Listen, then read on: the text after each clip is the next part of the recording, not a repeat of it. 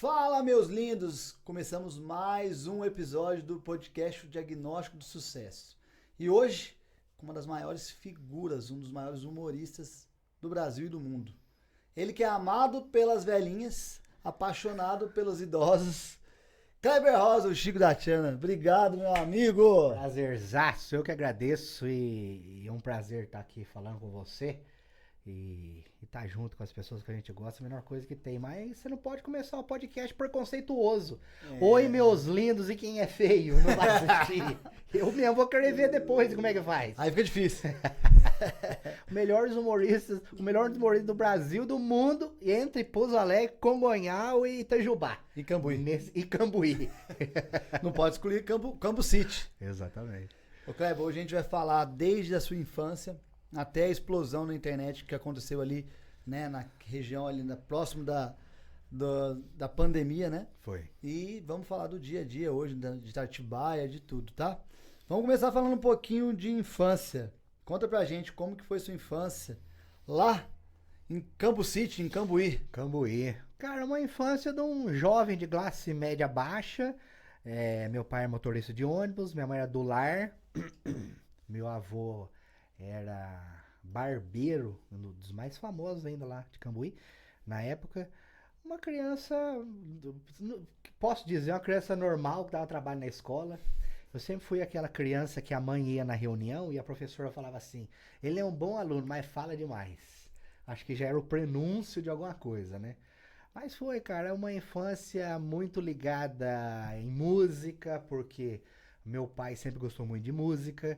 Uma infância ligada muito em cultura, porque meu pai sempre foi, apesar de trabalhar muito e ter aquela escala de motorista que é difícil, ele nunca deixou faltar essa coisa da cultura, sabe? Meu pai foi muito piadista, ele gostava muito de rádio, o meu amor pelo rádio veio por conta do meu pai. Então eu fui uma criança assim, que sonhava com muita coisa e nunca imaginava que ia realizar nem 1% daquilo. Mas ainda tem um pouquinho dessa criança dentro de mim. E você falou um pouquinho da escola, né? Antes de falar da escola, seu pai trabalhava na Aviação Cambuí? Autoaviação Cambuí. Meu pai trabalhou mais de 30 anos lá. Famosa em Cambuí, né? É. E na infância, foi que já falava bastante, mas você era o mais divertido da sala? O engraçadinho da sala? Eu não sei se eu era o mais engraçado, mas eu era aquele cara que a professora escolhia pra fazer as coisas, sabe? Eu tive uma professora... Tinha desenvoltura. Eu tinha uma professora, dona Vera Alice. Ela é tipo assim, tem uma semana dos pais, vai ter que fazer alguma coisa. Chama o Kleber. Vai ter que escrever uma poesia para um especial da prefeitura, chama o Kleber. Vai ter que cantar alguma, chama o Kleber. Eu era o cara escolhido para fazer as coisas. E a Vera Lúcia era velha? Vera Alice. Era velha? Não, na época ela não era tão velha, não. Até hoje ela não é muito velha ainda. Ela era, na época, uma professora mais... jovem? Mais jovial. Jovial. As velhas não gostavam muito de mim, não. Não. O amor foi depois. Foi depois. E conta pra mim, você falou que começou também escrevendo algumas coisinhas no jornal, na época de colégio. Como que surgiu essas ideias? Que você já apaixonou pelo rádio, né? Gostava de escrever. Conta um pouquinho dessa transição da adolescência ali. Eu sempre gostei muito da questão do humor. Eu gostava muito de humor em rádio. E depois eu comecei a conhecer o humor escrito através da revista Mad. Não sei se você lembra da revista Mad. Sim. A revista Mad é uma revista americana muito famosa que tem um estilo de humor que é um estilo que eu gosto muito, que é o autocrítico. De brincar com a gente mesmo e com as coisas da nossa volta. Que é o que eu faço hoje. De tanto ler revista Mad, um dia eu resolvi fazer um jornalzinho na escola. O jornalzinho era uma folha sulfite. Naquela época não tinha nada de estrutura para fazer um jornalzinho. Hoje você senta na frente do computador, faz, imprime e tá pronto. Hoje a IA faz também, né? Hoje a IA faz. Naquela época eu lembro que eu fazia e eu ia recortando os módulos, colocava numa folha, tirava xerox, né? Tirava cópias e distribuía para algumas pessoas meio chaves, que eram os influenciadores da época na escola. Era as Virgínia. Isso, nós estamos falando de 2001, hein? Ó, que nós estamos com 25 anos de sobreposição. E aí, esses influenciadores, eles tiravam cópias e distribuíam na sala deles. Então, cara, era febre mesmo. Tanto que eu quase cheguei a ser expulso da escola por causa disso. Porque o jornalzinho chamava MSFS, Movimento Separatista do Fundão da Sala. Só que era só coisa. Era só coisa tranquila, sabe? Nada pejorativo, assim. Mas pra aquela época, 25 anos atrás, assustou. Era algo sabe? diferente, né? Eu citava nome de professores, mas de uma forma lúdica. Assim, tal coisa é mais fácil que colar na prova de tal professor. É mais difícil do que a prova de tal professora. Cara, isso assustou na época. E é uma coisa que hoje, assim, não faria barulho nenhum, mas fez. Eu quase cheguei a ser expulso de verdade. E aconteceu uma coisa que, assim, hoje eu conto, é bacana de lembrar, na época foi meio assustador. Porque eu fui chamado na diretoria, teve um conselho de todos os professores envolvidos, mais um negócio chamado colegiado, Sei. e que eu não sei se existe mais, mas na época existia o colegiado da escola. E assim, era todo mundo numa sala contra mim e eu sozinho. É tipo um STF. Exatamente. E tinha um professor a meu favor, porque ele falou, gente, inclusive ele morreu há pouco tempo, é o professor Zé Vaca, lá de Cambuí, que eu brinco nos vídeos, falo dele nos vídeos também, porque o nome já é engraçado, né? Zé Vaca. Era um professor de matemática. Ele falou, gente, isso é coisa de juventude. Ele não matou ninguém, não roubou nada, ele não xingou ninguém, isso é coisa da juventude. Então, aquela pressão que eu sofri naquele dia por todos os professores e diretora e o colegiado, acabou que a escola meio que foi a meu favor. Então Você virou o jogo. foi todo mundo pra frente do negócio, se expulsar ele vai ter que expulsar todo mundo. E aí acabou que ficou engraçado, que a minha pena foi revertida em vender chocolate no recreio. Ai, que coragem que eles tiveram. Porque aí os meus amigos da minha sala iam lá com qualquer moeda, eu dava um chocolate pra eles, não tinha prestação de conta. Então foi, a gente conta hoje, é engraçado, porque passou 25 anos. E conta pra mim como que foi a sua descoberta, você tinha um talento ali na voz da rádio, trabalhar ali na rádio, como que foi essa descoberta? Cara, não teve descoberta, porque rádio sempre foi um amor, sempre foi uma paixão, mas eu nunca tinha condição de fazer rádio. Eu não existia a rádio oficina, né, que é um curso de rádio que a gente faz em São Paulo, existe até hoje, inclusive, mas eu não tinha condição de ir, porque lá em São Paulo, antigamente era tudo difícil. Tô falando de anos 90. Então, assim, o máximo que eu consegui foi convencer uma amiga, porque eu trabalhava com publicidade, fiz o logotipo do estúdio dela, né, toda a comunicação visual. E quando eu fui apresentar para ela o projeto, eu falei, a rádio devia ter um programa de humor, toda rádio tem. A rádio podia ter, eu trabalho com humor, já fiz humor, né, em jornalzinho, escrevo para blog, escrevo para os jornais da região, mas tinha que ter no rádio e tal. Ela foi, falou com o dono da rádio, convenceu ele, ela falou assim, então vai ter, mas você que vai ter que se virar. E jogou a bomba. E a gente levantou o programa, a gente, do zero, a gente criou lá tudo, como é que ia ser e tal. Ele ficou mais ou menos uns 5 anos no ar. E eu entrei fazendo humor, e fazendo humor na rádio, eu fui aprendendo a fazer rádio. E depois que acabou o programa, ainda fiquei mais, só nessa última rádio, fiquei 10 anos. Então, eu fui aprendendo, fazendo humor, depois eu fui fazer rádio mesmo, fazer os outros programas, fiz todos. Eu só não fiz madrugada. Só o Priscilo que faz a madrugada. Mas eu fiz de manhã, fiz à tarde, fiz à noite, tipo das 10 à meia-noite, fiz vários horários. Aprendi a fazer uma coisa que eu jamais imaginava que eu ia conseguir. Mas eu me mantive no ar durante muito tempo e eu tinha o meu estilo, que não era o estilo vozeirão que todo mundo tá acostumado, né? É o estilo mais pra cima, mais as rádios pop de hoje em dia. E eu era aquele estilo de locutor que fazia a festa no rádio. Então o pessoal ouvia porque gostava, que era alto astral. Era mais pela forma que você conduzia o programa, né? Exatamente. E teve alguma piada que você fala assim, cara, depois que eu fiz essa piada, eu acho que eu tenho uma veia pro humor? Ou teve assim, algo que te marcou ali na infância, na adolescência, ou no começo da sua vida adulta, que você fala assim, eu vou ter que virar pra cá, o humor é minha praia?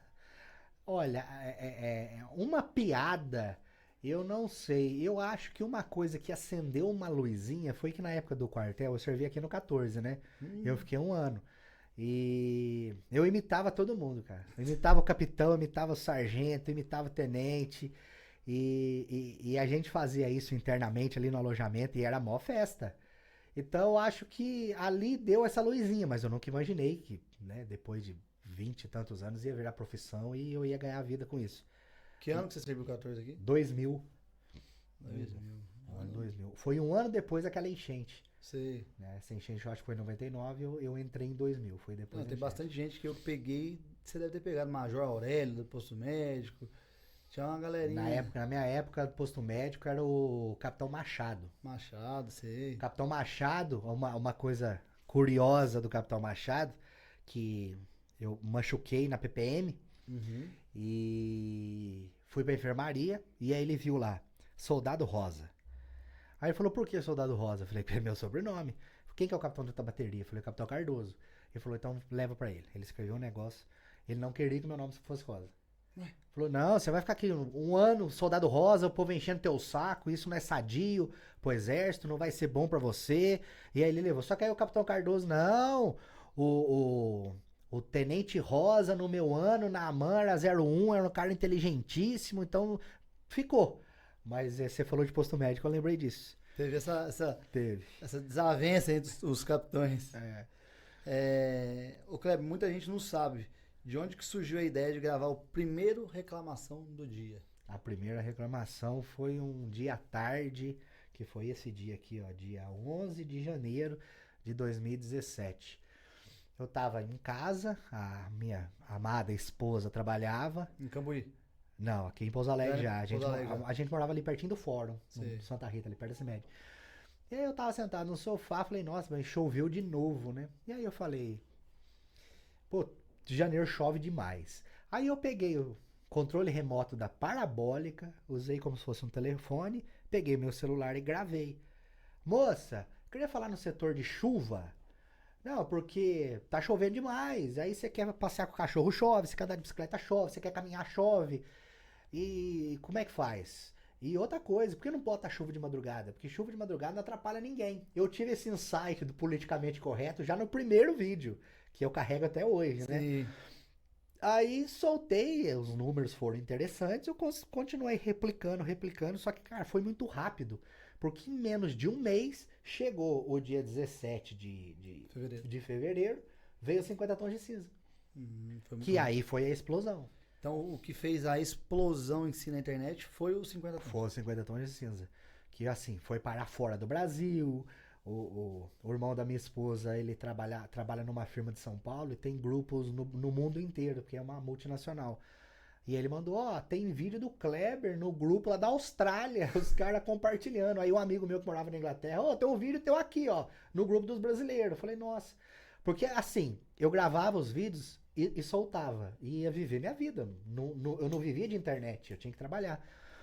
Como se eu não trabalhasse hoje, né? Como que não fosse trabalho, né? Pois é. Aí eu soltava e ia viver minha vida. Um dia eu soltei os 50 tons de cinza e a gente foi pra Varginha no casamento de um casal de amigos da minha esposa. Cara, os meus vídeos tinha 1.500 visualizações, 30 compartilhamentos. Cheguei e tava com 10 mil visualizações, 1.000 e tantos compartilhamentos. Eu falei, opa! E aí eu comecei a ser reconhecido na rua. Eu estudava no conservatório. E eu comecei a ser conhecido na rua. Você não é o cara da moça? Você não é o Nós que é pobre? Porque o Nós que é pobre é uma coisa muito forte daquele vídeo. Uhum. Ah, o cara amarra a mulher na cama porque ele é rico. Nós que é pobre, se amarrar a mulher na cama, é Lei Maria da Penha. Uhum. Foi uma das coisas fortes daquele vídeo. O Nós que é pobre se mantém até hoje. Sim, como, nos seus shows. como mote no canal. Então o povo me chamava de Nós que é pobre, chamava de reclamação do dia, menos de Kleber Rosa, porque meu nome não aparecia naquela época. Então foi muito engraçado esse começo. E foi, graças a Deus, foi muito rápido. Muito, muito, muito, muito rápido mesmo. A ponto de, em 6 meses, eu consegui realizar o meu sonho. E o meu sonho era comprar um Civic. Imagina. É claro que não é fácil hoje a pessoa comprar um Civic, não tô dizendo isso. Mas, cara, pra mim era extremamente distante. Era muito distante eu ter um Civic. E em 6 meses eu comprei um Civic. E foi nesse momento que você viu que a brincadeira passou a ser uma nova carreira. Foi. E eu falo que tem coisas que Deus vai preparando pra gente e eu não tenho dúvida disso. Quando a reclamação do dia apareceu na minha vida, eu tinha tudo o que eu precisava. Porque eu já tinha acabado de fazer uma campanha política, pro prefeito de Cambuí. Uhum. Então toda a parte de parte técnica, eu já tinha tudo. Tinha câmera, tinha luz, tinha computador bom pra editar, tinha a expertise pra fazer. Então, eu não fiquei perdido. Eu só fui melhorando. Pô, agora eu não vou filmar com o celular mais, vou filmar com a câmera. Pô, agora já vai ter uma luz melhor. Pô, agora vai ter um microfone melhor pra ficar com áudio melhor. E foi crescendo assim, até chegar ao que é hoje. E é engraçado que as pessoas não têm noção disso. Mas a internet, ela leva você e ela é uma senoide, né? Por exemplo, antes a gente se preocupava muito com a qualidade e hoje os vídeos que mais viralizam são vídeos que você pega o telefone, grava e solta na hora. É verdade. Principalmente TikTok, né? Principalmente TikTok. Então os vídeos que você vê que o áudio ruim não dá nem pra entender e a pessoa tá dando risada, né? Exatamente. E como que nasceu que eu falo, um dos principais personagens seu, que é o principal, o Chico da Tiana. Chico da Tiana era uma tarde de maio. Maio é um mês bom, né? É o mês do meu aniversário, é o mês que acontece um monte de coisa. E maio, tava lá em casa. Você inspirou em alguém? Não, eu não inspirei ninguém. Eu inspirei num arquétipo do sul mineiro, do pessoal da roça, da nossa região. De nós. É. E eu tava em casa, e naquela época tava bombando o Brasil que eu quero, lembra o Brasil que eu quero? Saiu até gente de Pouso Alegre no Brasil que eu quero. E só que tava tendo muito meme daquilo. E eu tinha colocado chroma key no meu estúdio, fundo verde, eu falei, vou testar. Mas eu não vou fazer com a minha cara, não. Vou testar qualquer coisa, um personagem. Aí eu dividi o cabelo no meio, soltei, né? Porque sempre era o coque. Uhum. Eu soltei o cabelo, peguei uma camisa polo, abri, botei umas correntes que eu tinha lá, fiz uma sobrancelha. Uniu a sobrancelha? Que é bem diferente do que é hoje, mas já era uma ideia daquilo. E gravei. E eu não gostei, cara. Não gostei. Mas como eu já tinha gravado, editado e tava pronto, eu falei, eu vou soltar. Por quê? Já tá pronto. Não, já tem. Cara, eu soltei e mandei pra Sebastiana, a minha esposa, Natália. E a Natália é o meu termômetro. Por quê? Porque ela não acha graça em nada. Ela tá a vida inteira com o espírito da Aracide Almeida. Ela é o mau humor encarnado. E aí, não olha nela, ela vai chegar você. E eu falando com ela aqui, é a coragem que você não tem noção. Você é corajoso. Você é legendário, mas eu sou corajoso. Eu não tenho essa coragem. Cara, eu mandei pra ela falou assim, aí disparado o melhor vídeo que você gravou até hoje. Falei, se ela achou isso, nisso eu já tinha soltado. Aí eu fui nos comentários do Instagram, e eu lembro, cara, como se fosse hoje, tem uma pessoa que colocou assim, pelo amor de Deus, coloca no Facebook pra gente poder compartilhar. E assim foi feito. Cara, e aí explodiu. Porque aí o Chico da Tiana começou a falar algumas coisas que na reclamação do dia eu não falava. Que eram coisas mais próximas, tipo assim, a rua de terra aqui tá com muito buraco, precisa calçar. O Brasil que eu quero é que acabasse com esse povo que põe fogo em mato e fica fazendo fumaça. E o Brasil que eu quero é esse povo que pega as coisas da gente emprestada e não devolve. Cara, aí o Brasil que eu quero botou o Chico da Tiana lá em cima. E aí veio a Copa. A Copa do Mundo de 2018, o que eu fiz? Você virou comentarista da Copa. Porque tinha o plantão do Chico e o pessoal falou, faz um plantão da Copa. E aí o que eu fazia? Eu pegava os principais jogos da Copa e assistia. Só que eu já assistia escrevendo texto. Quando acabava o jogo, eu já estava caracterizado, gravava e soltava. Em coisa de 15 minutos já tinha o vídeo. Cara, era absurdo. Era 4, 5, 8 milhões. 4, 5, 7, 8 milhões de visualizações por vídeo. E aconteceu um dia, ainda bem que eu tenho testemunha, de um vídeo que eu soltei. Eu soltei. Cliquei lá no Facebook, que é a minha rede mais forte até hoje. Soltei. Eu apertei F5. Já tinha 1.227 compartilhamentos. Coisa de 10 segundos. Era outro algoritmo, Sim. Era outra época, eram poucos criadores de conteúdo. Então a entrega era absurda. Tudo orgânico, né? Tudo orgânico. Hoje a gente já não tem mais essa sorte. Hoje é mais sofrido. Hoje o pessoal encontra com a gente. Mas eu tenho saudade de quando você fazia o plantão do Brasileirão. Eu falei, cara, mas tem toda segunda-feira. Só que você tem que ir lá. No algoritmo não entrega mais pra você. Você tem que ir procurar. Pela diversidade e também que a rede, né? A rede Facebook, Instagram, começou a ver, cara, vou entregar quem paga pra mim. Né? Também. E aí os orgânicos vão ficando mais pra trás, né? E foi aí que surgiu o Chico da Tiana. Foi assim, foi... E você acha que a simplicidade que fez explodir a nível internacional, nacional e internacional, né? Foi, cara, porque assim, quando o Chico surgiu, ele falava de umas coisas de uma forma tão assim, inocente, que o pessoal olhava e falava, nossa, pior que é verdade mesmo. E é o que eu ouço até hoje. Ah, você reclama de tudo que a gente queria reclamar, sabe? Só que tipo, Tenha coragem. com humor fica diferente, fica menos pesado, né? Então o Chico teve isso. E o Chico é muito engraçado, até a Natália fala muito disso, de quando ele começou até hoje, como eu nunca tinha feito personagem, meu lance na rádio era só ancorar o programa e tinha outra pessoa que fazia imitações e personagens, eu nunca fui bom de personagem, então foi um choque eu ter que fazer um personagem. Então quando ele foi pro palco, já foi um susto, eu não sabia fazer. Ele mudou muito a forma de falar, os trejeitos, até ser o Chico da Tiana que ele é hoje. Que vive também em transformação, né? Cada época que você entra com um tipo de turnê, ele vem diferente, né? No começo, ele tinha um sotaque muito paranaense, sabe? Depois ele foi virando mais. Hoje ele tá mais eu. Ele tá mais eu. E o que é bom, porque aí eu não preciso fingir. Eu mudo o som, eu falo um pouco mais errado, eu mudo, tem uma impostação de voz, só uma inflexão, e é isso, eu achei que da Tiana. Tanto que qualquer lugar que eu tô quieto e a pessoa fica olhando pra mim. E eu tô lá e a pessoa tá olhando pra mim. E ela acha que eu não percebo, mas eu percebo. Eu falo qualquer coisa, ela fala, eu sabia. Eu achava que era você, mas aí você falou. Agora tem certeza. Quando eu falo, eu entrego. E conta pra mim, hoje você atinge, tanto nos seus shows, né, nos palcos, como nos seus vídeos, milhões de pessoas. Em que momento caiu a ficha que aquilo ali tinha tornado gigante? Cara, eu acho que foi quando a gente já não conseguia mais sentar pra jantar. Porque assim, a minha esposa no começo ela demorou muito pra aceitar. No começo ela não gostava e não escondia. Ela falava, não, eu não casei com famoso, essa vida não é pra mim, e eu não aguento mais, e já não pode ir no shopping, não consegue sentar e parar quieto. Hoje ela já aceita bem mais, hoje ela é blogueirinha também, então ela sabe como é que é. Mas quando eu percebi, foi quando, cara, eu comecei a receber mensagens de pessoas já famosas. Cara, você acertou muito nesse personagem, você é muito bom, parabéns, eu quero encontrar com você. A gente viaja o Brasil fazendo shows, o pessoal do teatro fala muito bem de você. O teu show tá sendo muito bem falado aí, você tá sempre fazendo show esgotado. Então foi quando eu falei, gente, ó, eu acho que eu acertei. Tem até a história de Brotas, né, que você me contou, né?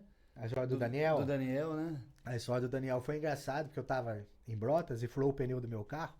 E Brotas, pra quem não sabe, é uma cidade muito pequena. Brotas tem 20 e poucos mil habitantes. E ela é uma cidade bem pequena. E o pneu do meu carro, por ser roda 20 e pneu muito largo, eu não consegui lugar lá pra arrumar. Mas eu consegui uma oficina que levava pra Bauru, pra Jaú, pra fazer. E o dono da oficina, uma grande oficina lá, um auto center, ele falou, cara, eu acho um absurdo que você já veio em Brotas várias vezes e não encontrou com o Daniel, porque você tem que encontrar com o Daniel. Porque o Daniel é assim, assim, assado, é a tua cara, e agora ele tem o programa dele, você tem que ir lá conhecer a fazenda dele, etc, etc, etc, etc. Aí ele arrancou o celular de dentro e falou assim, ó, grava um vídeo aí que eu vou mandar pro Daniel. Aí eu gravei, mas do coração. Eu falei, Daniel, obrigado por ser... Falei isso pra ele, falei, obrigado só por você ser você. É um cara que tá na mídia há 40 anos. Sem polêmica, não sem tem uma nada. polêmica, não tem um Léo Dias envolvido. Cara, você pegou o Cine São José abandonado, transformou num teatro que pra nós é um local especial pra trabalhar, com uma estrutura bacana. Gravei um vídeo ali de 1 minuto e pouco. Cara, ele respondeu pro cara, pediu autorização pro cara, quer dizer, pediu pro cara me pedir autorização pra eu passar o telefone, né, pro cara passar o meu telefone pra ele. Resumindo, eu tava na região de Brotas, fui fazer Bauru no dia seguinte, cheguei em Bauru, tava uma mensagem do Daniel no meu telefone. Daniel Camilo. A perna até tremeu, sentei pra ouvir o áudio. Nem de pé eu ouvi. Aí ele agradeceu, mandou o áudio longo, agradeceu e tal, falou que como artista ele entende e tal, tudo isso. E que quer me encontrar sim, quando der certo ele quer assistir o meu show, me convidou pra conhecer lá a fazenda e tudo. Mas é uma pessoa maravilhosa. É as coisas que vão acontecendo na estrada, né, cara? Que a gente não vai contando tudo, porque é muita coisa que acontece na estrada. Mas é cansativo, mas tem coisa que a gente guarda no coração. Gratificante, né? E a gente sabe que o seu público atinge de 0 a 100 e poucos anos, né? Mas o público que mais te ama... As véias. A terceira idade. Se você for no meu show, você olha a fila do teatro, você não sabe se é meu show ou o Moacir Franco que vai ter. Como você acha que você conectou tanto a esse público? Cara, eu não sei. foi da pandemia pra cá, porque foi assim. Eu tive uma explosão muito forte antes da pandemia, depois do Chico da Tiana, entre 2018, 2019 e começo de 2020. De fazer 20 shows por mês. Eu saí de casa quarta-feira, voltava segunda, saía quarta de novo, às vezes saía terça, ficava um dia em casa, só trocava mala. E a pandemia veio, assim, deu até pra eu dar uma descansada. Eu sei, se não tivesse pandemia, eu tava mais rico, mas não sei se eu tava vivo. Verdade. Mas aí depois da pandemia, eu tive um gap de tempo até o meu público voltar, porque ele já tinha envelhecido, meu público, por causa do estilo do personagem. Sim. Meu show não tem palavrão. É um São dos poucos no Brasil. são piadas muito fáceis de entender. É um humor muito pra ser nossa, como o pessoal fala. E, cara, isso voltou a levar a família pro teatro. Não que outros não levem, tem muitos outros. Mas é muito distante. E a maioria que leva, tipo assim, pode levar, mas não pode ter uma criança porque tem um palavrão. Exatamente. Pode levar, mas é um cara que às vezes faz um preconceito aqui que tal pessoa não aceita. Às vezes né? tem política, às vezes. Política, é isso. Então, hoje, cara, meu show é recheado de histórias que eu escuto no final do show quando eu vou tirar foto com o pessoal. Ó, minha mãe, 81 anos, é a primeira vez que vem no teatro só pra te ver. Ó, que legal. Ó, a minha mãe, a gente perdeu o nosso pai, ela não saía mais de casa, ela tava em depressão, teus vídeos curaram ela. Cara, se eu ouvir isso, não tem preço, né? Não tem preço. Agora, eu fui fazer esse último final de semana, eu tava fazendo em Minas Gerais. São Lourenço, né? São Lourenço, São Gonçalo e Lavras.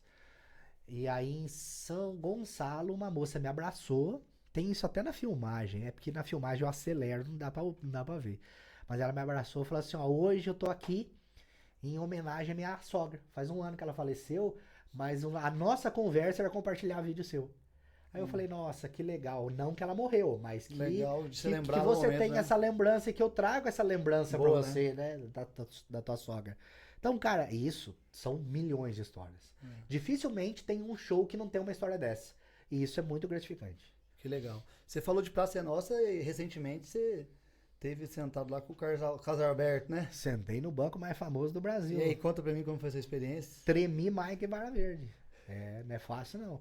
Porque assim, por mais que você já esteja... Hoje, o personagem é muito maduro.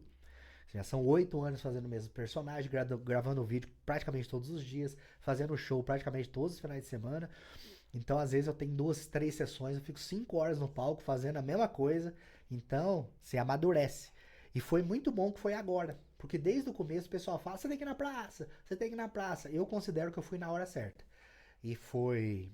Eu fiquei menos nervoso do que eu imaginei que ficaria, mas ainda fiquei muito nervoso.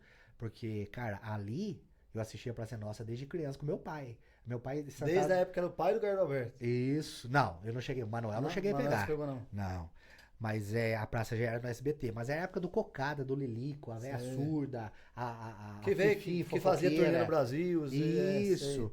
Cara, era uma... Assim, meu pai, ele sabia fazer a gravata do Cocada, pra você ter noção. A gravata que levantava. Então, assim, aí você tá lá e você não tá lá porque você caiu, você foi convidado. Pô, alguém te viu e falou, ó, o humor dele cabe aqui. Chama ele, vamos experimentar. E pra mim foi sensacional, principalmente pelas palavras que eu ouvi depois, do Carlos Alberto, do Marcelo, filho dele, que é o diretor, que pela primeira vez eu fui muito bem, porque geralmente o pessoal na primeira vez sua mais frio mesmo. Mas, cara, foi engraçado que o Vitor Sarro, comediante, a gente era do mesmo escritório, e ele saiu depois eu saí. Mas eu tava no camarim e ele tava no SBT e ele soube que eu ia estar lá. E ele entrou, foi lá me... A gente não se conhecia pessoalmente. Aí ele foi me dar um abraço e falou, Kleber, eu vim aqui porque eu vi teu nome na escala e eu sei que você tá nervoso. Mas, cara, você vai chegar lá, você vai sentar naquele banco. Na hora que você virar pro lado e ver o Carlos Alberto, fica tranquilo, você vai ficar mais nervoso ainda. O Vitor é demais. E saiu. Falei, obrigado, viu, Vitor? Você ajudou bastante. O Vitor é demais. E assim, ó, pergunta, uma polêmica. Você acha que cabe Kleber Rosa semanalmente no SBT? Polêmica? Hã? Cabe semanalmente Kleber Rosa no SBT? Ah, se cabe, não sei se vai caber, mas que cabe. Por você caberia? Caberia. Cara, é a televisão. Eu tava, antes de vir pra cá, eu tava até no Pedrão Barbeiro ali, que é o meu barbeiro oficial aqui de Pouso Alegre, que é meu grande amigo. E a gente tava falando exatamente sobre isso. Televisão, cara, é muito mais difícil do que as pessoas pensam, porque envolve muita coisa. As gravações da praça são quinta-feira, a gente tem agenda quinta-feira, eu teria que deixar de ter. Então tem muitas coisas, você tem que ir toda semana gravar. Eu tô a 1 hora do SBT, é tranquilo quanto a isso. Mas a expectativa a gente tem sim de ter um convite. Eu ficaria muito, muito honrado de ter de ter no meu currículo passado pela praça. Trabalhado na praça, né? Isso é legal. E conta pra mim, qual foi o momento mais marcante da sua carreira até hoje? Tô falando como ser humano mesmo. Ser entrevistado pelo Dr. André Risos. Faz esse corte, que esse corte vai explodir o Brasil. Ai, cara, eu não fico pensando nessas coisas que geram corte. Coisa mais marcante da minha carreira até Assim, agora. cara, na vida pessoal mesmo, o que o humor te proporcionou, você falou, cara, graças ao humor isso proporcionou o momento mais marcante Então, da a minha gente vida. falou um pouco disso agora há pouco, mas teve uma coisa que me marcou bastante, que eu ainda não tinha entendido a virada do meu público. E eu tava fazendo uma série de shows em Piracicaba, que é uma das cidades onde eu tenho mais público. Por coincidência, a cidade mais caipira do Brasil. Aham. Piracicaba. Piracicaba. E eu tava fazendo lá uma série de shows, tanto que eu tinha feito 2 shows no teatro, 2 sessões, e eu voltei em 15 dias, fiz mais 3. E uma família inteira. E aí eles falaram, a gente veio pra te agradecer, porque a nossa avó, ela já tava muito debilitada, ela já não enxergava mais, já não comia direito, ela tava de cama e tal, mas os teus vídeos faziam ela rir. Então a gente veio, a família toda, pra te agradecer, como forma de agradecimento e tal, de você ter feito os últimos dias da nossa avó mais felizes. Cara, isso aí me derrubou de um jeito. E eu comecei a pensar, falei, gente, eu acho que o humor é muito mais do que só fazer as pessoas rirem. É uma coisa de Deus mesmo, sabe? Uma oportunidade de se levar alegria. Então, eu vou manter fazendo, porque por mais absurdo que possa parecer, eu tive muitas pessoas que trabalharam comigo que falavam, Kleber, acho que se você fosse um pouco mais áspero, você explodia. Acho que se você colocasse um palavrão aqui e ali, você explodia e tal. E cara, eu não preciso explodir, tá bom desse jeito. Tá bom, eu tô gordinho, não vou explodir não. Não, se for nesse sentido, vamos murchar. Exatamente. E conta pra mim, como que a fama mudou sua vida pessoal em relação à sua rotina, sua esposa, seu lazer? Me conta um pouco de pontos negativos relacionados a isso. Cara, é extremamente cansativo. As pessoas acham que é uma festa. Um dia tá em Curitiba, outro dia tá no Rio, outro dia tá em Florianópolis, outro dia tá em Brasília. Mas, cara, é muito cansativo. Você só conhece hotel. Inclusive, a minha esposa, no começo, ela era muito reticente quanto às viagens, até ela ir.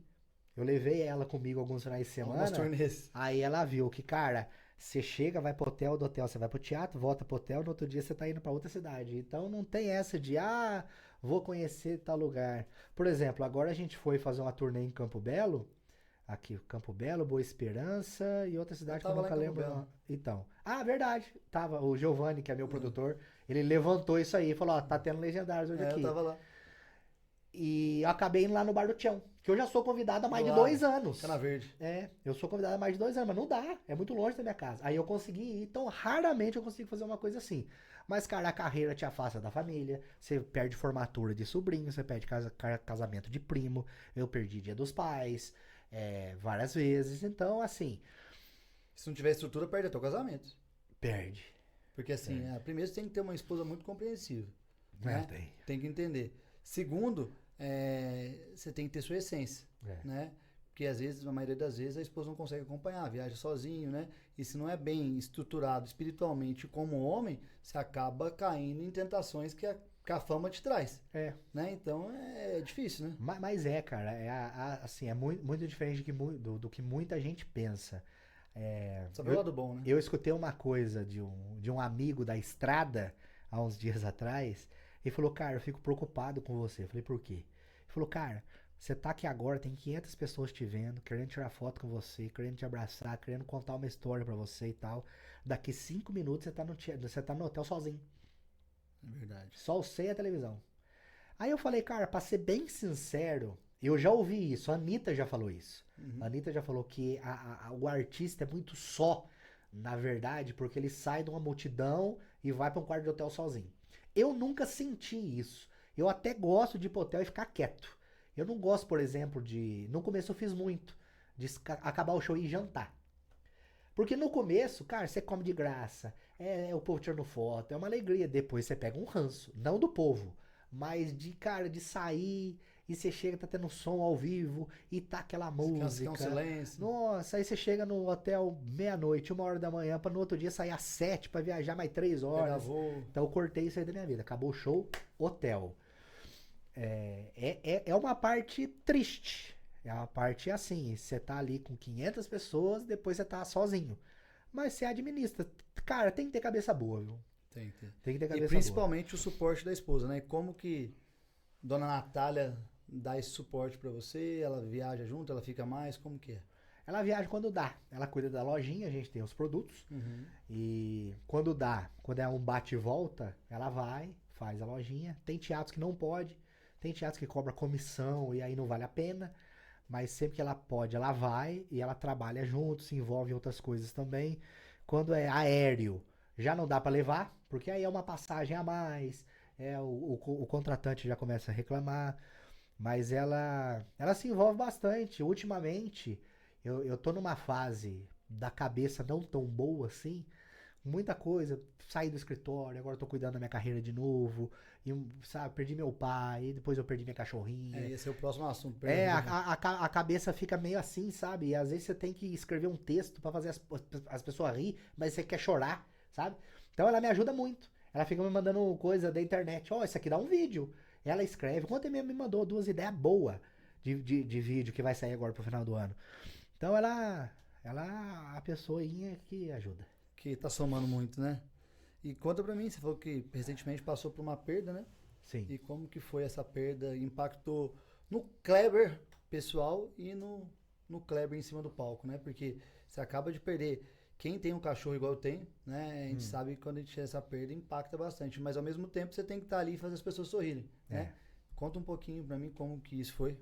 A Sophie foi triste a gente perder, porque ela é uma cachorrinha que a gente tinha desde quando a gente tá junto. Então, assim, são 16 anos de Sophie e 16 anos e pouquinho da gente. Uhum. Porque logo que a gente comprou nossa primeira casa, a Natália pegou a Sophie. Então não existia Kleber e Natália numa casa sem a Sophie. A gente tá aprendendo isso agora. E às vezes, esses dias mesmo, eu fui pegar não sei o que no carro. Ela falou, nossa, eu ia falar pra você fechar a porta pra Sophie não sair. Então a gente ainda tem muito isso da Sophie na gente. E a perda do pet, o luto pet é muito mal compreendido, porque o luto pet, ele é um termômetro para cada pessoa, é de um jeito. Depende de como você gostou do bichinho. E a Sophie para nós era uma criança, a gente cuidava, a gente amava. Às vezes a pessoa não entende, nesse tempo desse luto, que ela sofreu muito, a Natália, a gente recebeu muitas mensagens e não, mas arruma outro, sabe? Coisas como se fosse uma roupa. Trocar um pneu do carro. E não é. Então, assim, é difícil? Mas igual eu falo pra Natália, eu sofro diferente dela, eu guardo mais. Ela não, ela posta na internet, fotos todo dia, das lembranças e tal. Eu sofro mais, às vezes choro sozinho, fico vendo lembrança no Facebook. Mas, cara, eu prefiro ficar com a lembrança dela com a gente. Lembrança boa. Lembrança boa. Conta pra mim em relação a mudanças de cidade, né? Foi Cambuí, Pouso Alegre, Atibaia. Como que isso tem sido pra você? Olha, eu comecei, a minha primeira mudança eu fiz com 33 anos. E eu nunca imaginei que eu ia mudar na vida. Eu achei que a minha vida em Cambuí era aquilo. E eu era meio estacionado. A Natália entrou na minha vida, deu uma chacoalhada em várias coisas. Eu sou muito grato até hoje por isso. Então a gente mudou para Pouso Alegre porque ela tinha uma oportunidade No banco, né? Num banco de promoção. E a gente veio para Pouso Alegre em 2014. E em 2017 eu já estourei. E aí passando a pandemia, eu entrei no escritório. E a gente começou a ver que a minha logística era absurdamente cansativa. Porque, cara, Pouso Alegre é uma ótima cidade, mas tudo é longe. Tipo, você vai pra Ribeirão Preto é 5 horas. Você vai pra um litoral é 6 horas. Você vai pra BH de carro é 5 horas e tanto. Você precisa ficar perto de aeroportos, né? Exatamente. Então, eu fui pra Atibaia. Não que eu escolhi Atibaia, mas depois acabei descobrindo uma cidade maravilhosa. Mas é porque tinha vaga lá pra ela, no casa. banco. Uhum. E, cara, que lugar maravilhoso em termos de você morar e logisticamente. Porque 40 minutos eu tô em Viracopos, 1 hora, 50 minutos.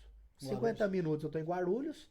Congonhas eu já não vou, porque tem que atravessar São Paulo inteiro e ninguém quer. Uhum. Não dá, né? Mas se precisar também a gente vai. Igual você falou assim, surgiu a oportunidade do SBT, é fácil, né? 1 hora de casa, o SBT. E hoje são bate e volta.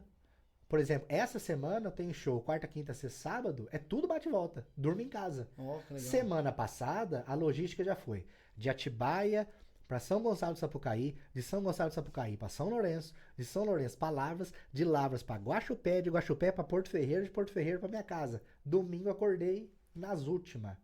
Febre, tosse, gripe, tudo ao mesmo tempo. O pacote completo da desgraça. É, calor quente e ar-condicionado. E carro, abraça as velhas né? e todo mundo junto e entra, sai cansado e suado, entra no ar-condicionado do carro. Camarim também, né? 44 anos, já não tenho mais as minhas habilidades de jovem, então tem isso aí. Justamente. Vamos falar agora um pouquinho sobre saúde. Ah, e tem mais uma nova cidade agora, Caraguatatuba. Que agora a gente tem o nosso Cafofo do Chico. Que é o nosso refúgio no litoral. Eu vejo que vocês estão indo bastante pra lá. Porque como a Sebastiana gosta muito do litoral, e a gente É praieira. Praeiríssima. Se ela entrar no mar, nem o exército tira ela de lá, meu filho. Mas pode chover, ventar, relampejar. E aí agora a gente tá com esse refúgio lá. Só que a gente não mora lá não. A gente descansa e eu tô precisando desse momento de, vou desligar o telefone e ficar lá. Não consegui ainda, mas a meta é conseguir. Inclusive, uma pessoa de lá já me ligou, falou, você tá aqui, quando você precisar, você me liga. Davi. Davizão. Meu cunhado. Exatamente. Meu cunhado mora lá, né? A Tati é diretora do hospital lá. E o Davi tem uma hamburgueria lá muito boa. Já foi convidado pra ir também. Muito, muito boa. Tá vendo? Você querendo me emagrecer, teu cunhado querendo me engordar. Ele quebra minhas pernas, né? Ele judia. E vamos aproveitar nisso, vamos falar um pouquinho de saúde. Você acabou de falar que a logística, né? O desgaste derruba muito a saúde. Como que você tenta equilibrar, manter uma saúde em dia, ao mesmo tempo produzir o que você precisa produzir e estar em cima do palco? Então, eu precisava fazer melhor isso. De uns tempos pra cá, eu tenho melhorado muito. O camarim meu já foi bem pior.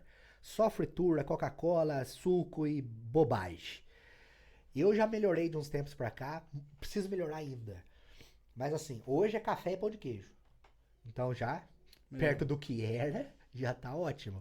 Refrigerante eu cortei muito, porque a estrada... Assim, cara, o ser humano pode ser o Bill Gates, pode ser quem for. É de graça, você quer. Entendeu? Verdade. Então, às vezes você tá numa estrada ali, vou pegar um Ruffles, o produtor que vai pagar, é a logística que tá pagando. E, cara, eu cortei isso aí. Eu só passo imposto pra ir no banheiro agora. Porque antes passava, eu pegava boê, chocolate, bobagem. Então, eu já melhorei muito, mas é porque a saúde cobrou mesmo. Eu tive muito episódio. Fui fazer um show em Osasco ano passado, e eu lembro a data, que foi no mesmo dia que o Trump sofreu um atentado, lembra? Tiro. Isso. Ouvido, né? Foi nesse mesmo dia. Cara, eu sentei no sofá do camarim e apaguei. Desligou? Eu falei, onde que eu tô? A hora que eu ia pegar o telefone pra chamar a Natália, falou, avisa a Natália que eu não tô bem pra ela desmontar a lojinha e ficar aqui, porque se eu vou fazer o show, pode ser que eu passe mal no palco. Só que aí, eu melhorei do nada. E depois eu fui pesquisando e descobrindo, né? Era açúcar. Não, teve um dumping, por exemplo. Eu tinha acabado de tomar um café e o café era 2 dedos de café, 3 de açúcar. Aí, irmão, azedou a garapa. Foi a partir daí também que eu cortei o açúcar. Uhum. Cortei não. Fui do normal pro Demerara e hoje eu tô no mascavo e pouco. Pouquinho. Só pra dar uma adoçada mesmo. Sim.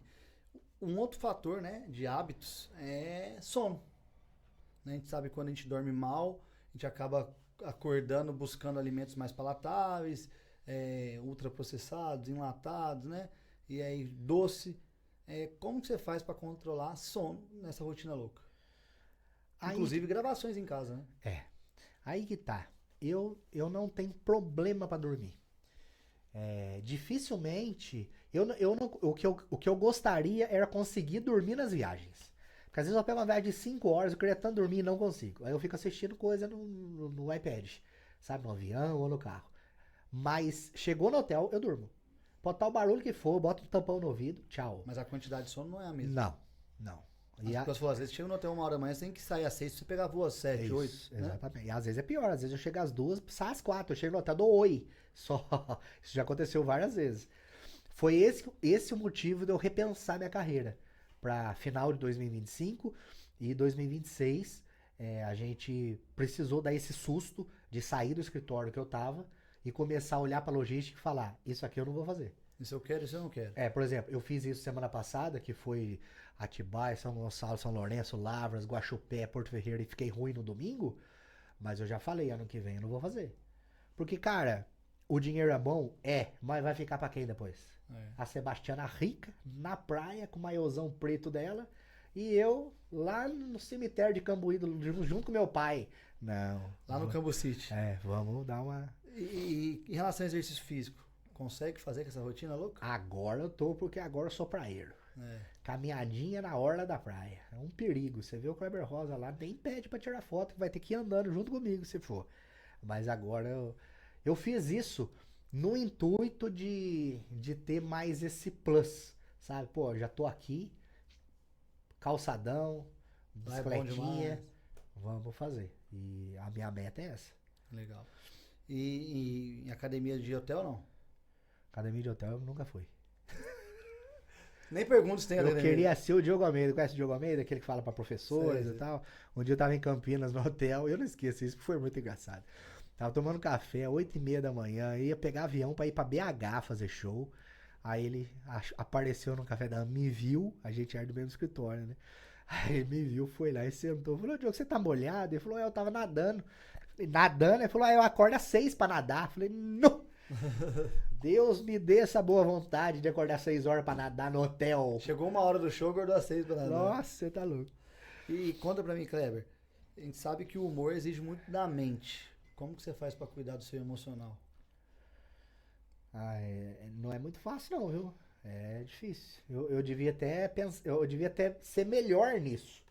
Porque eu sou um cara extremamente consumidor de notícia. Eu sento no sofá, fico vendo notícia enquanto na televisão tá passando notícia. Então, qualquer coisa que você queira saber, você pode perguntar pra mim que eu sei. Isso não faz bem. Porque eu também fico vendo comentário. Então, a minha esposa fala muito isso.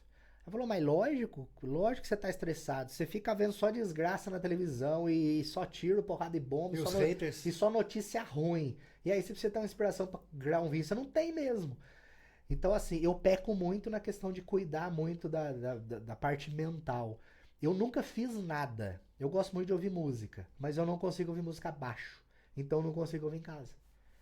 Porque eu não sei se você sabe, mas todo mundo sabe. A minha formação é de DJ. Sim. Então, tem todo o equipamento em casa. Tem coleção de disco de vinil, que eu compro até hoje. Mas toda vez que eu ligo, a Sebastiana engripa. Então, qual que é a meta agora? Mandar ela pra praia. Ela fica na praia. Quando tá caminhando, você fica ouvindo. Exatamente. Então, assim, pra eu não falar que eu não faço nada pra cuidar da mente, às vezes eu assisto uma coisa mais leve, eu escuto uma música, é o máximo que eu faço. Agora, esses negócios modernos aí, meditação, essas coisas. Yoga. Eu sou extremamente ansioso. E eu descobri que eu sou um ansioso no nível master, depois que eu vi um comediante na Praça Nossa falando. E foi um texto de comédia, mas eu me identifiquei tanto. Ele falou, eu descobri que eu sou ansioso o dia que eu vi que eu tava dando descarga antes de terminar de mijar. E eu faço isso, cara. Então como é que eu vou meditar? Eu também faço isso. Então, como é que eu vou meditar que dia? Não tem jeito. E conta pra mim, como que se tivesse que dar um conselho pro Kleber Rosa do passado em relação à saúde?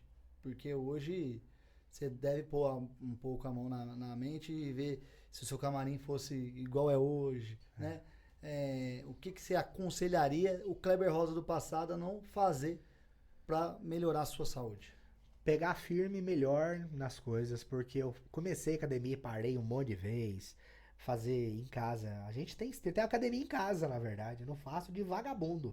E depois eu descobri que é verdade. Quem tem não faz mesmo.